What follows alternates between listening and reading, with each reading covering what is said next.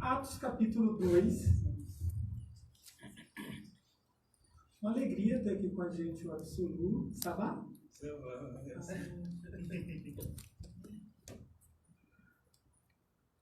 Atos capítulo 2, versículos 36 ao 41.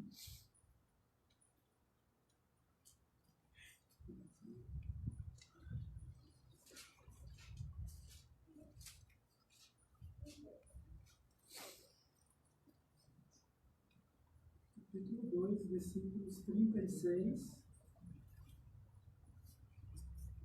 ao 41. A gente tem conversado sobre uma série de mensagens intitulada Igreja Faz Sentido Hoje? E eu disse que essa série de mensagens surgiu, então, a partir de um certo incômodo ao perceber que há muitas pessoas que deixaram de congregar. Não é você não, Jerusalém. Você está... Ela olhou para mim assim. Essa palavra é para você. E se tornou moda, em certo sentido, as pessoas dizerem que não tem igreja. Então, virou cool, virou super moderno. Então, você dizer nas grandes cidades, especialmente, que você não precisa de igreja. Conversamos na primeira semana sobre que igreja é encontro. Não tem como ser igreja estando sozinho e não estando em relação. Igreja, o conceito de igreja mínima, segundo Jesus, é onde estiverem 2 ou 3 reunidos em meu nome, e ali eu estarei no meio deles. Então, isso é uma igreja mínima. No isolamento não há uma igreja, há um membro do corpo de Cristo, não a igreja de Jesus. Então, essa ideia de eu sou igreja é uma ilusão. Eu só sou igreja na relação com mais pessoas. A gente falou também que igreja é perseverança. Perseverança na doutrina dos apóstolos, na comunhão, no partir do pão e na oração. E igreja, é o que eu quero conversar com vocês hoje, é a comunidade do Espírito Santo. A igreja nasce por conta da ação do Espírito de Deus. Atos capítulo 1, Jesus, antes de ser assunto aos céus, ele dá orientações aos discípulos, aos apóstolos, e a um grupo de pessoas, entre eles Maria Madalena, Maria mãe de Jesus e tantos outros, e diz que eles deveriam ficar em Jerusalém até que eles fossem revestidos do poder do Espírito Santo.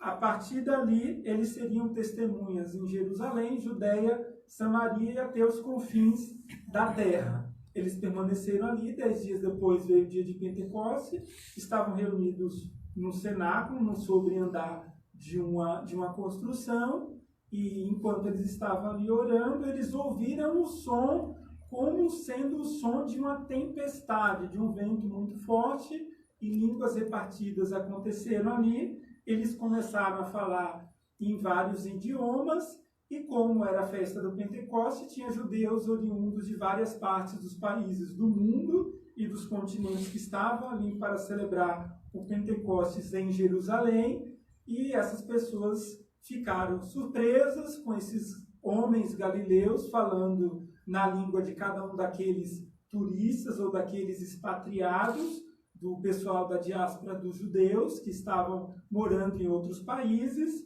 e chegaram até a cogitar, é possível que esses caras, como são galileus, não fizeram nenhum curso de idioma, estão falando na nossa língua, então eles devem estar de cara cheia, eles estão bêbados. O apóstolo Pedro assumiu a palavra junto com os apóstolos e disse: olha, vocês estão enganados, afinal de contas são 9 horas da manhã. Ninguém aqui está bêbado às 9 horas da manhã. Alguns ficam, né, para curar ressaca, então vão para matar a cobra no dia seguinte. Mas, no geral, você não tem as pessoas bebendo de forma saudável assim às 9 da manhã. E o apóstolo Pedro explicou o que está acontecendo aqui. É o cumprimento da profecia do Joel de que o Espírito seria derramado sobre toda a carne, os jovens teriam visões, os velhos profetizariam e todos seriam cheios do Espírito Santo. Servos, servas, e não haveria acepção de pessoas. O Espírito seria derramado sobre toda a carne.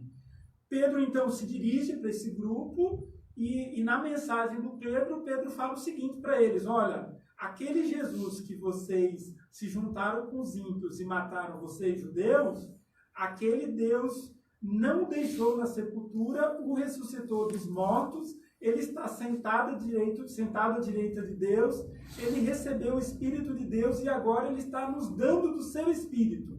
Então, é isso que vocês estão presenciando agora, o derramamento do Espírito de Deus. Então, a igreja nasce nesse derramamento do Espírito Santo, que também é chamado de batismo no Espírito Santo ou dom do Espírito Santo.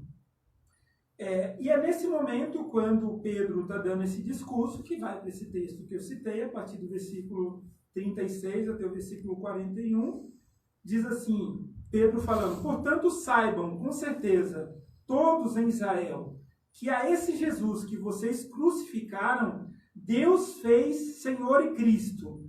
As palavras partiram o coração dos que ouviam, e eles perguntaram a Pedro e aos outros apóstolos: irmãos, o que devemos fazer? Pedro respondeu: vocês devem se arrepender para o perdão de pecados, e cada um deve ser batizado em nome de Jesus Cristo. Então receberão a dádiva do Espírito Santo. Essa é promessa para vocês, para seus filhos e para os que estão longe, isto é, para todos que forem chamados pelo Senhor, nosso Deus. Pedro continuou a pregar, advertindo com insistência seus ouvintes: salvem-se desta geração corrompida. Os que acreditaram nas palavras de Pedro foram batizados, e naquele dia houve um acréscimo de cerca de 3.000 pessoas. Então, esse derramamento do Espírito Santo vem inicialmente sobre os judeus, nesse momento do Pentecostes. Até aí, a compreensão judaica ainda resistia à ideia de um derramamento do Espírito que fosse universal, que fosse para todo mundo, que fosse para todos os povos. Os judeus ainda resistiam à ideia de que Deus queria salvar todo mundo e que, por conta disso, o derramamento do Espírito Santo seria sobre todos os povos, de todas as nações, de todas as culturas e de todas as línguas. Tudo bem que é curioso, porque nessa ação do Espírito Santo de Deus inaugurando o que a gente chama Igreja de Jesus, acontece já com esse fenômeno da glossolalia, dessas várias línguas repartidas, dessa possibilidade de que cada pessoa, tendo a sua cultura particular, sendo de sua língua materna, começou a ouvir os apóstolos e os discípulos de Jesus, os 120, como se eles estivessem falando na língua de cada um que ouvia.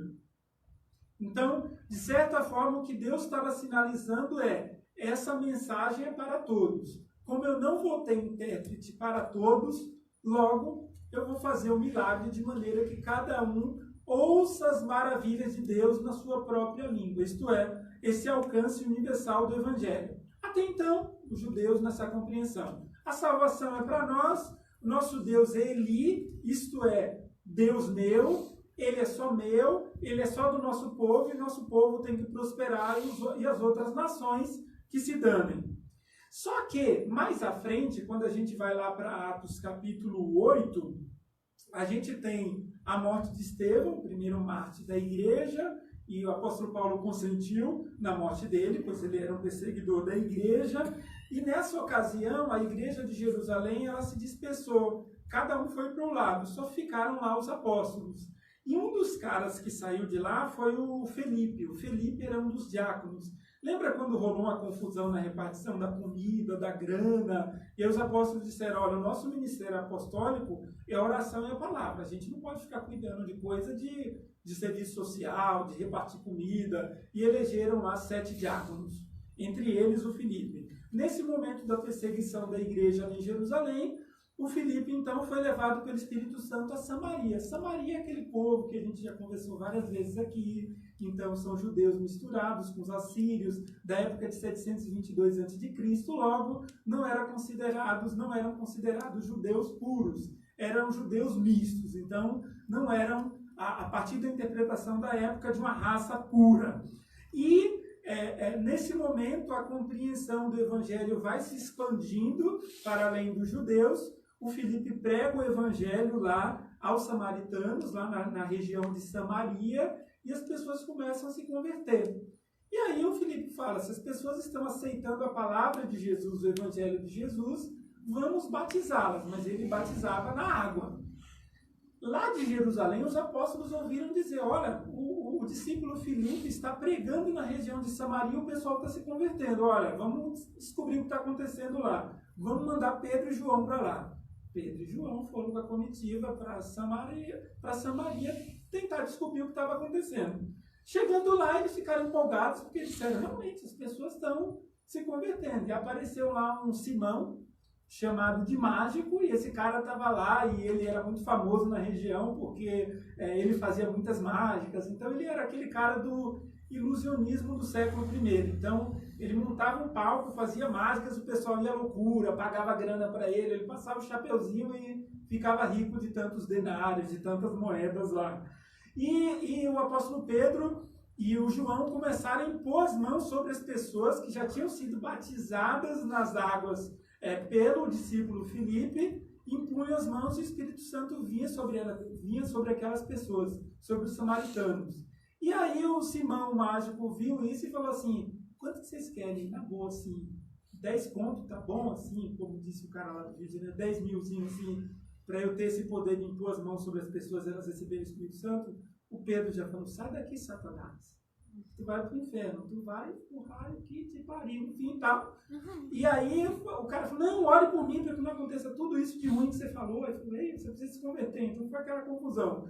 Mas o ponto é, nesse momento o Espírito Santo veio também sobre os samaritanos. Então, os apóstolos já estavam entendendo. Essa ação que foi inaugurada, que é a Igreja de Jesus, por meio do Pentecoste, por meio do derramamento do Espírito Santo, não é apenas para o judeu puro, é também para o samaritano, mas para os gentios de jeito nenhum. A coisa foi acontecendo, os apóstolos pregando, os discípulos também dispersos por várias cidades ali, pregando o evangelho, até que chega lá em Atos capítulo 10 e acontece um negócio bastante interessante. Apóstolo Pedro estava lá hospedado na cidade de Jope, numa casa assim que tinha um sobrado, sabe, uma laje para fazer churrasco e tal. O apóstolo Pedro estava lá. E deu mais ou menos o horário de meio-dia. Dizem as escrituras que bateu fome. O pessoal preparando o rango na parte de baixo e o Pedro lá em cima orando e falando, Senhor, eu estou com fome também. Literalmente o texto diz isso. E aí ele diz que ele entrou assim no transe e recebeu uma visão de Deus. Na visão que ele recebeu, tinha um lençol seguro nas 4 pontas, assim. E aí Deus mostrava para ele vários animais lá, répteis, animais impuros, que os judeus não podiam comer. E aí o Espírito Santo falava com ele, pega e come. Eu, Senhor, nunca comi coisa impura. Negócio de fatada, ele nunca comi esse negócio, eu não como essa coisa. Aí diz as escrituras que o Espírito Santo falou de novo, pega e come. Ele, não, Senhor, de novo, eu nunca comi nada impuro. Terceira vez o Espírito Santo falou, toma e come. Aí ele falou, agora eu não estou entendendo o que o Senhor está me dizendo. Aí Deus falou com ele, por meio do Espírito Santo, olha, não considere impuro aquilo que eu santifiquei. Ele ficou sem entender. Nesse mesmo momento, está lá na cidade de Cesareia, um cara chamado Cornélio, estava em oração e ouviu o Espírito Santo falando com ele, olha, mande alguns dos teus servos na cidade de Jope buscar o meu servo, o Simão, também chamado Pedro, porque ele tem que vir aqui te dar algumas notícias. Tuas orações chegaram até a minha, tuas esmolas também. Eu sei que você é um homem temente a Deus, só que o cara era gentil, ele não era judeu. Ele não tinha nem vínculo, ele não era nem um samaritano, que era um judeu misturado. E aí ele pegou 3 funcionários ali e falou, caminhe lá até Jope, vai nessa casa aí que o Espírito Santo me falou e busca o apóstolo Pedro. Nisso, quando os caras estavam chegando às portas dessa casa lá em Jope, o apóstolo Pedro estava recebendo a visão lá em cima, da laje, na laje mesmo, e aí o Espírito Santo falou com ele, pode descer, que tem 3 caras te esperando lá embaixo. Não pressione e vá com eles.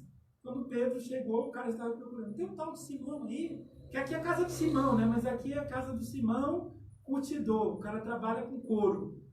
E tem um outro Simão aqui nessa casa hospedado, que é Simão Pedro. É com esse que eu quero falar. Ah, tá lá em cima, aí desceu, tá, não sei o quê. Pedro falou, tá tarde, vamos embora amanhã para Cesareia. Aí foram, dia seguinte. Pedro chegou lá na casa do Cornélio. Cornélio fez um churrasco de família, chamou sogra, cunhado, amigos, vizinhança, e estava aquela multidão. Apóstolo Pedro já entrou assim, você sabe que eu, judeu, não posso entrar na casa de gentil, né? Eu estou vindo aqui, quer dizer, o cara não chegou muito feliz, né? Ele falou, só estou vindo aqui porque Deus me deu uma visão e ele contou a visão. Aí o Cornélio falou, então deixa eu te contar a visão. Ele também me apareceu, me falou isso, isso aqui. O anjo falou que eu tenho que te chamar e tal. E aí o apóstolo Pedro falou, então tá bom, a notícia que eu tenho para dar aqui a vocês é que Jesus ressuscitou dos mortos, Jesus quer transformar vocês, quer salvar vocês. Enquanto o apóstolo Pedro falava, o Espírito Santo veio sobre aquela galera inteira. E aí o Espírito Santo veio sobre a galera inteira. Quando o apóstolo Pedro viu isso, falou assim, espera um pouco. Se antes de eu terminar a mensagem, o Espírito Santo veio sobre vocês, então eu acho que eu devo batizá-los nas águas. Por quê? O dom do Espírito Santo que foi dado a nós judeus está sendo dado a vocês aqui na minha frente, então é nesse momento que eu vou fazer? O que me impede de batizá-los? E batizou a galera inteira, ficou ali alguns dias com eles, pregando o Evangelho, contando como foi viver com Jesus, como foi participar do ministério de Jesus. Provavelmente, eu acho que ele contou testemunho, que ele negou e que foi difícil, que ele viu a crucificação, mas que ele viu a ressurreição. Em vários momentos, o apóstolo Pedro vai dizendo nos discursos dele que ele teve com Jesus, e eu acho muito bacana que os apóstolos, eles vão dando discurso nesse momento da fundação da igreja, de que eu comi com ele depois da ressurreição. O que eles estão dizendo ele não é um fantasma. Eu comi com ele. Ele comeu peixe com a gente.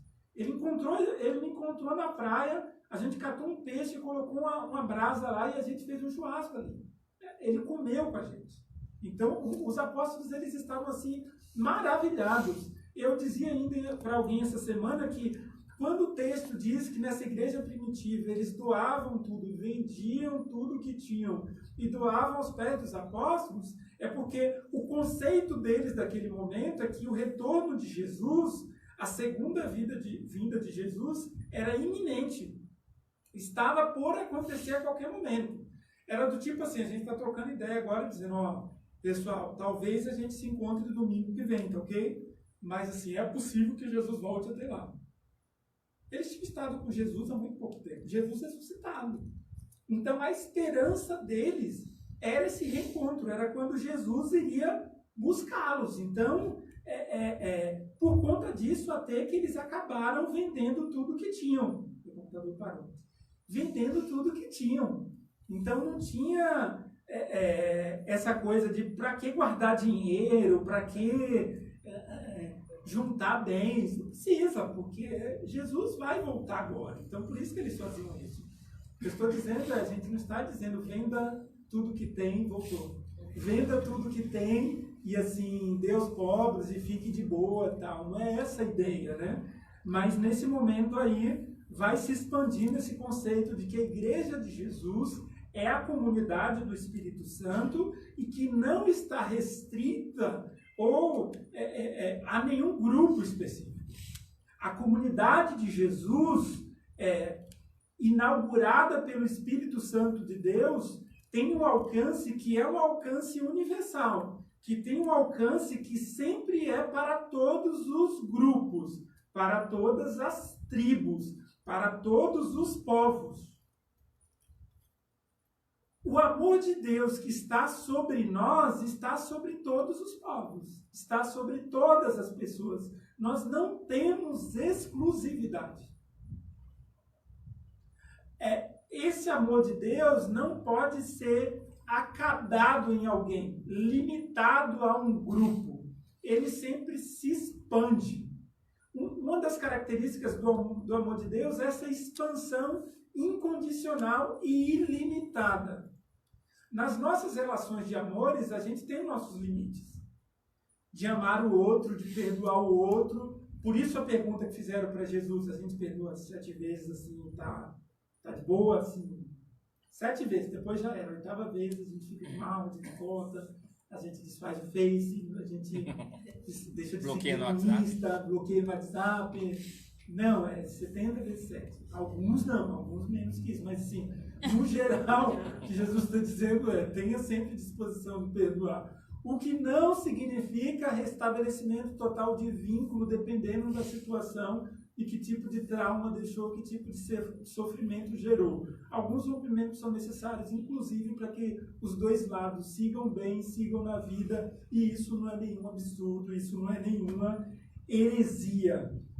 Então, todos os crentes, eles são batizados no Espírito Santo. No momento que cada pessoa passa a crer em Jesus, ela é imediatamente batizada, imersa no Espírito Santo. O evangelista João diz que é o Espírito Santo que convence o ser humano do pecado, do juízo e da justiça. E do juízo porque não crê em Jesus. Isto é necessariamente o crer em Jesus, o ter fé em Jesus, depende de eu ter sido tornado a habitação do Espírito de Deus. Isto é, batismo no Espírito Santo significa ser iniciado na fé cristã. Isso é batismo. Por isso que batismo nas águas, a gente diz que é um ato público para alguém tornar pública essa fé dela. Minha fé agora em Jesus, não é em Buda, não é em Maria, minha fé é em Jesus. Então, se faz isso com o ato do batismo. E o apóstolo Paulo, no capítulo 8 da carta dele aos Romanos, ele diz que os filhos de Deus são guiados pelo Espírito de Deus. Então, o Espírito de Deus testifica com aquilo que é mais imaterial e mais interior nosso para dizer, creio, você é filho de Deus. Você pode se reconhecer como filho de Deus. E não há como ser filho de Deus sem ter sido batizado no Espírito. Por que é importante eu falar isso? Porque tem algumas formas de se pensar, algumas teorias sobre essa questão do batismo no Espírito Santo. Então tem um movimento carismático rigoroso que diz que existe o batismo no Espírito Santo como a segunda bênção. Isso vem da Rua Azusa, lá de 1906. E essa é uma ideia de que aquele que não fala em línguas não é batizado no Espírito Santo, línguas estranhas. Eu fiz um pouquinho de francês, esqueci quase tudo, só fico perguntando para a pessoa, ça va bien e tal, mas não lembro de mais nada. O inglês eu tenho muita dificuldade, mas assim, a outra eu não falo a outra língua. Para o carismático rigoroso, quem não fala em língua estranha não é batizado no Espírito Santo, e o que significa que é um crente de segunda linha. Então não é muito crente, entendeu? É quase primo, né, irmão? Isso para o carismático rigoroso. Aquele que acredita que necessariamente o batismo no Espírito Santo é evidenciado por falar em línguas estranhas. Dos textos que a gente está lendo, não é isso que afirma as Escrituras. Falar em línguas vem como um dom espiritual, que o apóstolo Paulo coloca, inclusive, como um dom dos menos importantes, na carta dele aos Coríntios. Então, não tem a ver com o batismo no Espírito Santo. Batismo com o Espírito Santo ocorre no momento em que a gente é salvo por Jesus e a gente passa a ser habitado pelo Espírito de Deus. Por quê? Só sendo a habitação do Espírito de Deus que eu consigo reconhecer que eu sou pecador, que Cristo morreu por mim, que eu preciso de perdão de pecados. Eu dependo do Espírito Santo para isso. Tem um carismático que é chamado de um mais tolerante. Ele acredita que os dons espirituais são para hoje, mas ele não acredita no dom de línguas como evidência dessa segunda bênção, como ato de batismo no Espírito Santo. Ele é bacana. Eu acho que eu sou meio isso aqui. Sou carismático tolerante. Tem um não carismático. O não carismático, ele não experimentou nenhum dom espiritual, ou pelo menos não reconheceu, não identificou isso, mas considera que os carismáticos podem estar certos. Mas assim, eu nem me meto com isso. O negócio de dom espiritual é muito complicado, esse negócio de ação do Espírito Santo é muito complicado. Tem um anticarismático. Esse entende que os carismáticos estão errados, pois os dons cessaram no primeiro século. Então, os dons espirituais só foram necessários para essa inauguração da igreja no primeiro século, no livro de Atos, para a igreja primitiva, mas que não faz mais nenhum sentido os dons espirituais hoje? A nossa questão aqui não é essa, apenas eu trouxe a explicação dessas 4 linhas para vocês saberem que existe. A Bíblia fala também que essa comunidade de Jesus, essa comunidade do Espírito Santo, ela precisa experimentar a plenitude do Espírito Santo. Então, em vários momentos a gente vai ver que o Novo Testamento fala sobre a gente ser cheios do Espírito Santo. O apóstolo Paulo, por exemplo, em Efésios capítulo 5, a partir do versículo 18, ele diz que a gente não deve se embriagar com vinho, por melhor que seja um vinho, mas a gente deve ser cheio do Espírito Santo. A gente não deve perder o controle depois de tomar muito vinho. A gente precisa ser cheio do Espírito Santo, cantando salmos, hinos e cânticos espirituais entre os irmãos.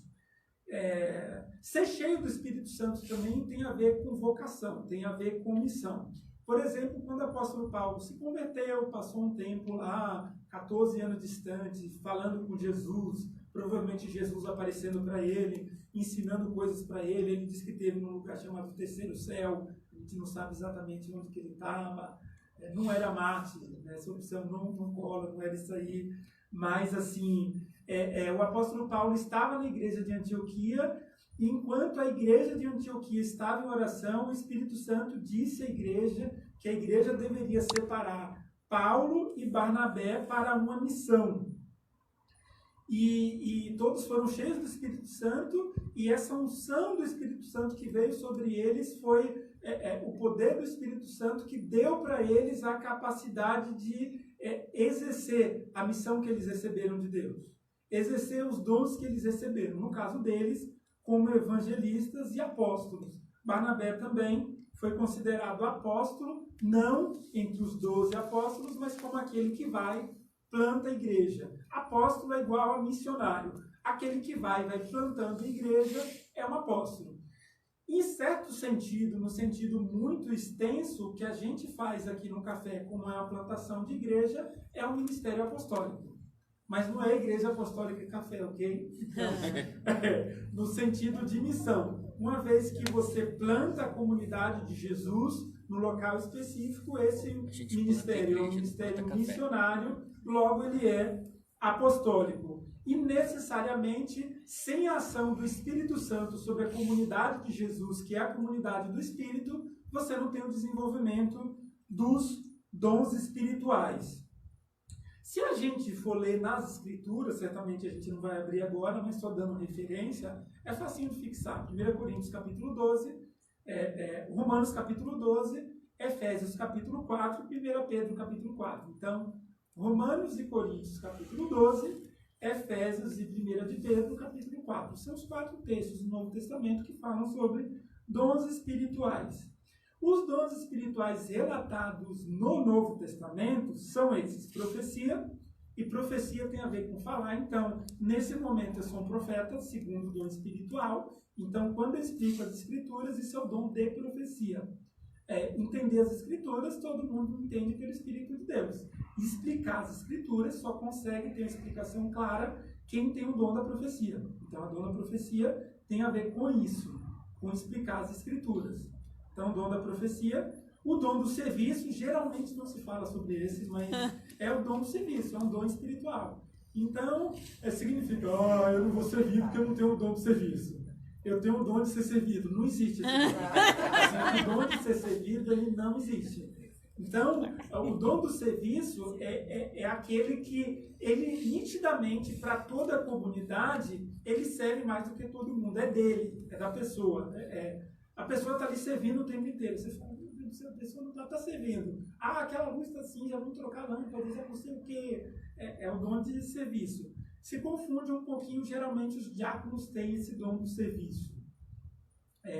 O dom de ensino, que são também chamados de os mestres. De novo, é o ensino das Escrituras no contexto da comunidade, mas o dom de ensino pode aparecer em vários contextos. Os professores, geralmente, quando não fazem só pelo salário, tem o dom o salário é bem difícil, eu acho. De ensino. Eu quero dizer o sentido, só no aprendizado técnico, que aprendeu tecnicamente, mas não tem aquela habilidade. Você fala, fulano é meu professor há 10 anos, é professor há 20 anos, mas nitidamente ele aprendeu uma técnica, mas ele não é professor. Ele não tem o dom de mestre, entende? O mestre, por exemplo, ele não precisa necessariamente ter formação.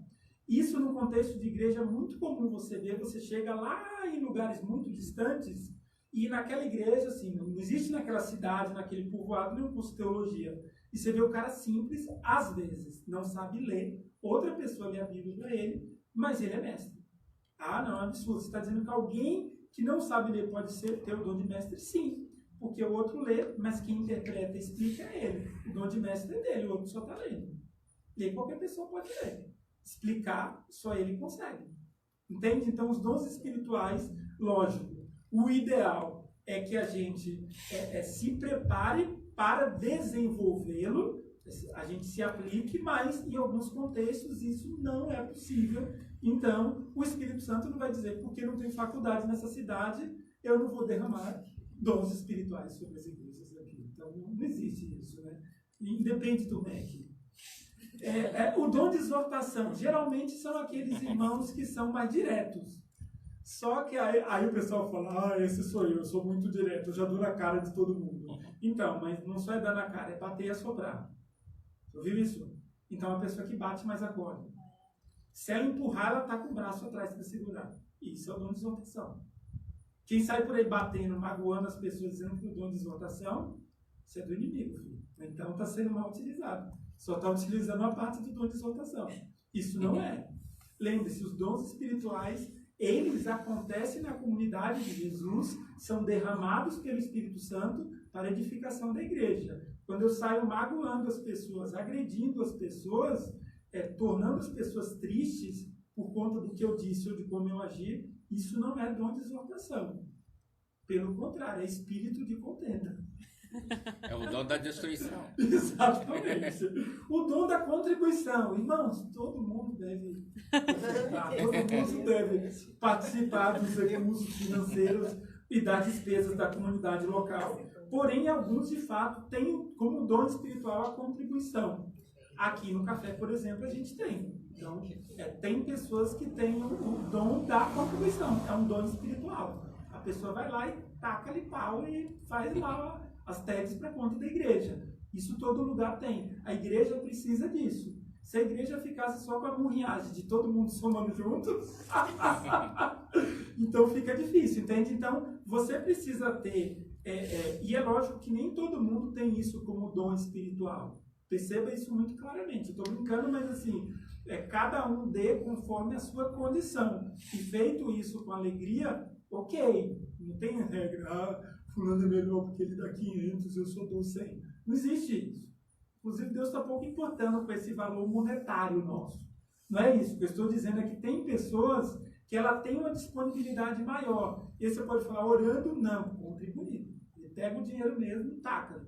Não é só no café, é num projeto social, é na outra igreja, é num projeto missionário, não sei não. Ela faz isso, é um dom espiritual. Que talvez se eu ganhasse muito dinheiro eu não conseguiria fazer, entendeu? Porque não é meu dom espiritual. Você entendeu? Está sendo transmitido, né? Tem um dom de liderança, de governos. Esse é um dom espiritual muito importante para a liderança de uma comunidade local, de departamentos, de projetos. É muito importante que a pessoa tenha um dom de governo. Todo presidente deveria ter dom de governo, todo prefeito, todo governador, nem sempre tem, o pessoal está com as mãos assim.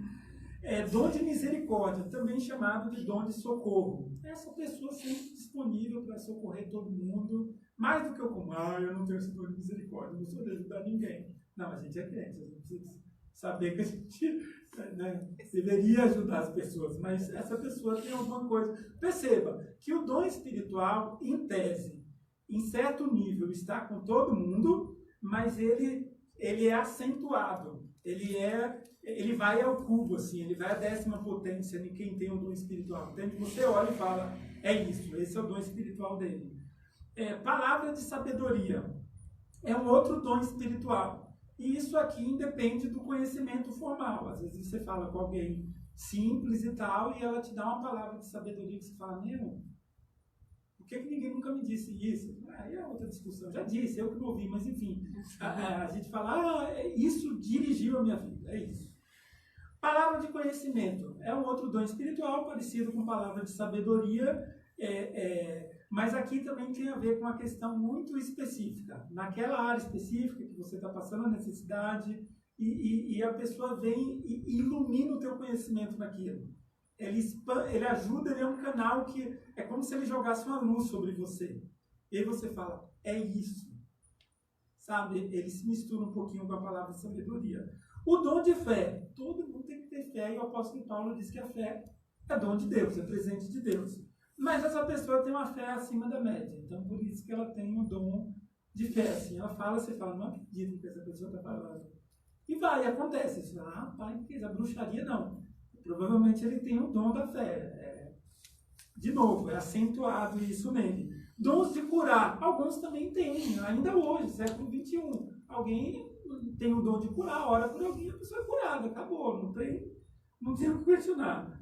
Operação de milagre, já tem a ver com coisas mais grandiosas. O milagre não é como a cura que pode ser no individual para uma pessoa. O milagre é uma coisa maior, é um evento. Entende? Não está chovendo há 6 meses, o cara chega lá e fala, então, eu vou orar e Deus vai fazer um milagre, vai começar a chover. Quer dizer, não atinge só uma pessoa, entende? Se expande. Acontece, seu amigo. O cara é doido, mas toda a previsão, Maju estava lá, que agora não está mais na TV falando no jornal hoje, né? Enfim. Discernimento de espírito, é um outro dom espiritual também. A pessoa, já contei essa história também, porque está aqui transmitindo, não vou falar da minha avó, mas, enfim, ela estava com o espírito lá, dizendo que era o espírito de Deus, e o pai colocou a mão na cabeça dela e falou, sai, demônio. Derrubou a mãe. Então, isso é discernimento de espírito. Então, ela dizia que era espírito de Deus, mas era um demônio que o pai expulsou e derrubou a mãe. Variedade de línguas é o dom espiritual que a gente falou. Um outro dom espiritual são os apóstolos, que aí eu disse que são os missionários. Evangelistas, às vezes tem irmãos que são mais evangelistas, tem irmãs também que são mais evangelistas. É da pessoa, entende? Já questiona a pessoa, já quer, enfim, empurrar a pessoa para a igreja. Pastores, que alguns têm esse dom espiritual, que está mais relacionado ao cuidado, ao ministério da palavra.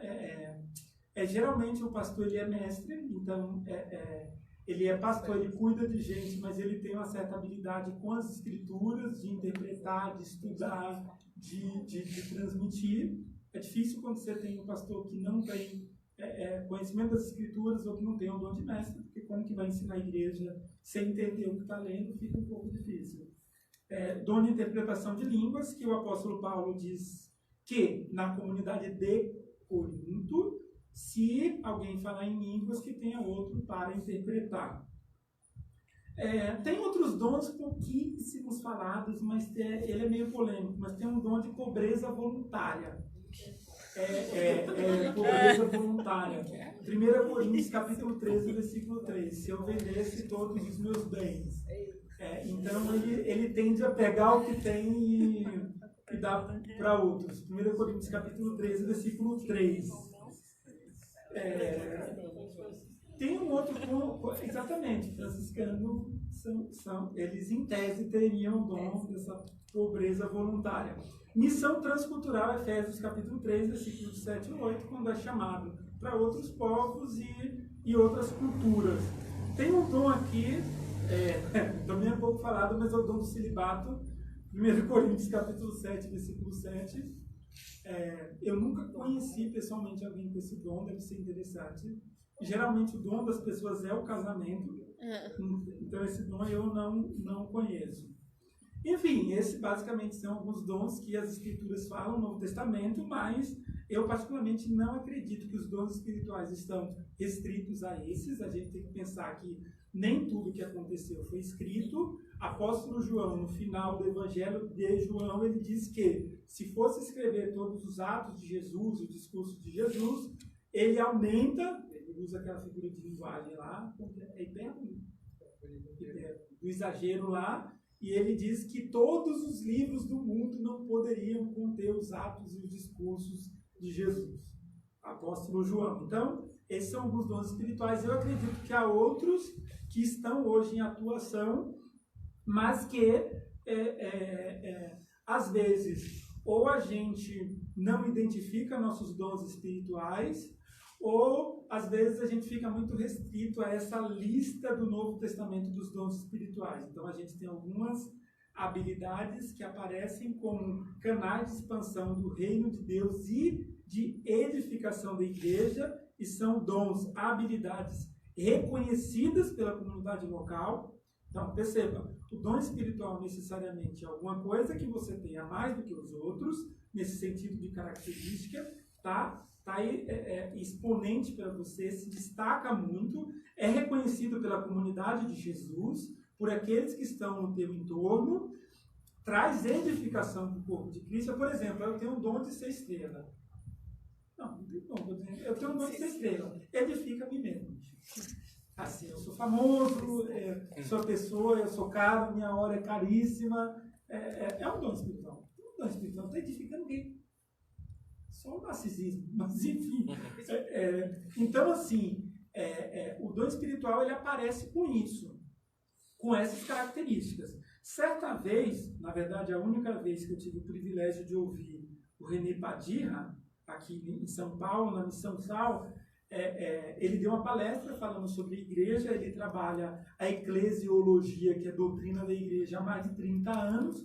Ele foi um dos preletores lá no Pacto de Lausanne, em 1974, na Suíça, e perguntaram para ele no final, o pastor Douglas da Missão Sal, falou, pastor René, se o senhor fosse identificar hoje um dos maiores ou maior problema da igreja brasileira ou da igreja sul-americana, qual seria? A resposta dele eu achei fantástica. Ele disse assim, os membros das igrejas, os filhos e filhas de Deus, não reconhecem seus dons espirituais. Ele disse, um dos maiores problemas da igreja, ele falou, eu diria, no mundo os membros não sabem identificar seus dons espirituais. O Novo Testamento diz que os dons espirituais são o charis, a graça de Deus, o charismata no grego, que são os dons, são os presentes que o Espírito Santo dá à igreja. Perceba o discurso no início de Atos do apóstolo Pedro. Esse Jesus que vocês, judeus, se juntaram com os gentios, crucificaram e o mataram e o julgaram, esse Jesus subiu aos céus, está à direita de Deus, recebeu o Espírito de Deus e distribuiu seu Espírito a nós, igreja. Em outro momento, o apóstolo Paulo diz que Jesus subiu aos céus, está nos lugares celestiais, que os inimigos estão sob o estrado dos seus pés, e quando ele subiu aos céus, ele distribuiu aos homens os dons. Olha que bacana. Ele distribuiu os dons espirituais. Quando a igreja e cada membro do corpo de Cristo não reconhece o dom espiritual que tem, logo ele não se aplica a esse dom, ele não exercita esse dom espiritual e a comunidade deixa de ser edificada por um dom espiritual que não está em exercício. Quando a gente fala no Apocalipse de 2 julgamentos, é importante se lembrar disso. Tem um primeiro julgamento, que é julgamento de salvação. Tem um segundo julgamento, Apocalipse fala de 2 julgamentos. É um julgamento de obras.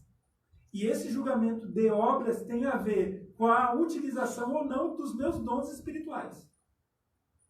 Lembra da parábola dos talentos? Quem enterrou o dom, quem não enterrou? Aquilo ali está falando de grana, aquilo ali está falando de capacidade. Mas a gente pode também aplicar no contexto de dons. Ali é talento, ele está falando de grana. Mas simbolicamente a gente pode pensar em presentes que Deus dá para a gente. Então, essa é a ideia. Tá conduzindo bem o dom que eu te dei, eu te dou mais. E isso tende a se expandir. Aí quando você vê, tem uma pessoa lá cheia de dons. Por quê? Ela usou bem os primeiros que Deus deu e Deus vai dando para ela. Deus vai dando dons espirituais para ela.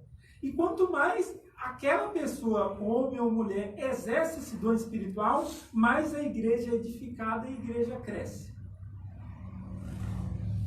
Quando o dom espiritual não é identificado ou, tendo sido identificado, não é posto em exercício, outras pessoas estão deixando de ser edificadas enquanto você não exerce seu dom espiritual.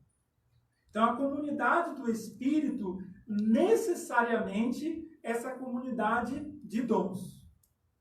Então, para fechar, basicamente o que eu gostaria de deixar para todos nós hoje essa igreja que vai deixando de fazer sentido para muita gente hoje na cidade de São Paulo, no século XXI, é uma igreja na qual os membros têm entrado muito numa vibe de serem servidos. Por isso que eu brinquei que não existe dom de ser servido, só dom de servir. Então é muito um movimento de eu quero ser servido. E quando eu quero ser muito servido, eu não identifico quais são os meus dons, porque eu não faço. E isso também é uma cultura da nossa época, é uma cultura da nossa sociedade e uma cultura da nossa cidade. É o estacionamento que tem um cara que pega a chave do teu carro e estaciona, depois traz o carro. É o restaurante que você chega ao boteco, que vem o garçom também te serve. Entende? Você sendo sempre, a gente sendo sempre servido. Aí quando a gente chega na comunidade de Jesus, ou em qualquer que seja o espaço, a gente tem dificuldade de fazer o movimento oposto. Eu vou servir. E eu descubro o meu dom enquanto eu sirvo. Eu testo dons. Eu vou testando. Eu não sei qual é o meu dom. Vai testando. Mas você só tem como testar enquanto você faz uso. Você faz, sabe, tentativa e erro? E começa a ouvir as pessoas que estão no seu entorno. Aquilo que você entende, não, mas isso é natural. Então, é difícil separar esse aspecto do que é natural e do que é dom espiritual. Ou se não é nesse natural que o Espírito Santo vem e dá um boom.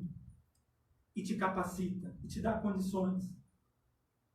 Mas é importante que para a edificação da igreja, a gente, inclusive e primeiramente, ore pedindo que o Espírito Santo ilumine a nossa mente. Pedindo que o Espírito Santo ilumine o nosso coração, para que a gente compreenda, para que a gente identifique os nossos dons espirituais. E a gente faça uso desses dons espirituais. A igreja edificada, a gente cresce como pessoa, a gente participa, tem o privilégio de participar com nossos dons daquilo que Deus está fazendo, das pessoas que Deus está transformando. Então hoje, fico com a frase do René Padilha, que a igreja sofre muito em nossa geração, porque é uma igreja que os seus membros não fazem uso, não exercem seus dons espirituais. Que o Espírito Santo nos ajude, que os nossos bloqueios sejam vencidos, que as nossas inseguranças sejam superadas, que o ambiente da comunidade de Jesus seja um ambiente de expansão de mente, que seja um ambiente de expansão de conceito de vida. Que a gente saiba de que o alcance de Deus é um alcance universal, mas que tem a sua representação local. E nessa representação local da comunidade de Jesus, cada um tem o seu papel e todo mundo é importante. O apóstolo Paulo diz aqui que nós somos um corpo, a gente tem uma unidade, mas tem uma diversidade. Tem aquilo que é nosso, aquilo que é singular, mas tem uma pluralidade. É a habilidade de cada um. No corpo, todo mundo é importante. O corpo místico de Jesus, o corpo de Jesus, o qual o cabeça é o próprio Cristo, é um corpo em que tudo é necessário. Pé, mão, braço, até barriga. Então, tudo é necessário nesse corpo. Tudo é necessário. A gente precisa encontrar o nosso lugar. Te digo mais, vou exagerando um pouquinho, mas assim, quando a gente encontra esses nossos dons espirituais, eu arrisco dizer que a gente encontra melhor a nossa profissão, o nosso sentido de existência, o nosso lugar no mundo, porque a gente vai encontrando quem a gente é. Deus não troca a nossa identidade. Ele lança a luz sobre nós por meio do Espírito Santo e faz com que a gente enxergue quem somos. E ao enxergar quem somos, aí a gente vai para a vida. E aí a gente vai para a vida literalmente iluminados pelo Espírito Santo, cheios de vida, cheios de esperança, prontos para atuar na vida, mas para atuar não para atender o que se espera de nós, mas sendo quem a gente é, cheios de dons e talentos que recebemos de Jesus, por meio do Espírito Santo, que distribuiu esses presentes a todos nós da igreja. Então, Que Deus nos abençoe em Cristo Jesus.